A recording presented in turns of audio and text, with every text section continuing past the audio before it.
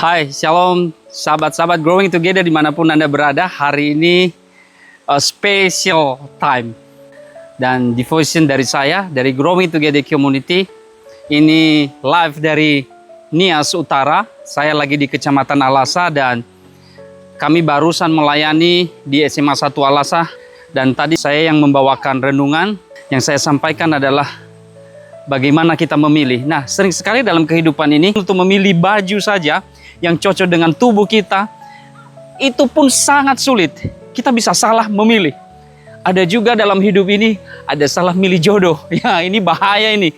Lalu, ada bermacam-macam pilihan-pilihan yang dihadapkan dalam hidup kita, tetapi kita bisa saja salah dalam memilihnya.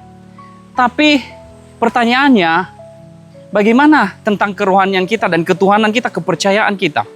Nah, di dalam kekristenan, bukan kita yang telah memilih Tuhan, tetapi Tuhanlah yang telah memilih kita, sehingga ini adalah menjadi dasar yang kuat buat kita jalani kehidupan setiap hari. Kalau kita yang memilih Tuhan, kita tidak sama dengan kepercayaan yang lain, nothing special. Tidak ada spesial dan tidak ada khusus di dalam kekristenan, keimanan kita. Tetapi iman Kristen, karena Alkitab yang mengajarkan bahwa bukan kita yang telah memilih Tuhan, tetapi Tuhanlah yang memilih kita. Sehingga bila sampai hari ini kita ada, apapun yang kita bisa kerjakan di dalam hadiratnya, kita bisa menyembah Dia, meskipun di dalam keadaan kondisi tidak baik, dalam kondisi baik, dalam kondisi tidak diberkati secara finansial, kita menderita di sana. Dan juga di saat kita di dalam kelimpahan, kita tetap kokoh teguh di dalam iman kita. Kalau kita percaya ini. Dikatakan di dalam Yohanes pasal 15 ayat yang ke-16, demikianlah firman Tuhan. Yesus berkata, bukan kamu yang telah memilih aku, tetapi akulah yang telah memilih kamu supaya engkau menghasilkan buah dan buahmu itu tetap. Nah, pertanyaannya hari ini adalah, apakah selama engkau telah percaya kepada Kristus, mengikut Kristus, apakah sudah ada buah-buah yang engkau hasilkan? Kalau tidak ada buah di sana, berarti prinsipnya mungkin Anda sedang memikirkan bahwa Anda yang memilih Tuhan. Anda yang memilih untuk menjadi percaya, menjadi orang Kristen.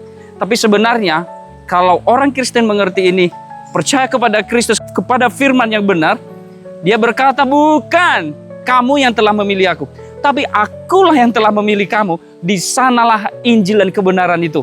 Ini dasar yang kuat.